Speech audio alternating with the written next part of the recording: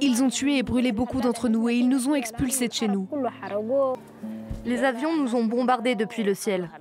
Les services de sécurité m'ont violée et battue. Dans un camp de déplacés, ces femmes racontent l'horreur du conflit au Darfour qui dure depuis près de 2 décennies. En 2003, la dictature islamiste d'Omar el-Béchir, épaulée par les milices arabes janjaouides, entre en guerre contre les rebelles issus des groupes ethniques noirs de la région. Rapidement, les janjaouides et le gouvernement sont accusés de mener ensemble une campagne systématique de nettoyage ethnique visant les ethnies Four, Massalites et Zaghawa. Dès 2004, les États-Unis parlent de génocide et l'ONU de crimes contre l'humanité. Ce conflit ethnique est également lié au partage du territoire et des ressources dans un contexte de famine dans la région. Les accords de paix et cessez-le-feu se suivent année après année sans succès.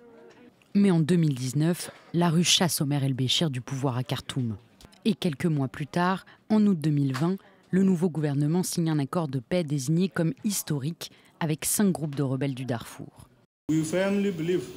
Nous croyons fermement qu'une solution militaire au conflit interne au Soudan n'est pas une option viable. Mais le retour au pouvoir de membres du régime d'el-Béchir à la faveur d'un coup d'État militaire en 2021 alimente les tensions au Darfour.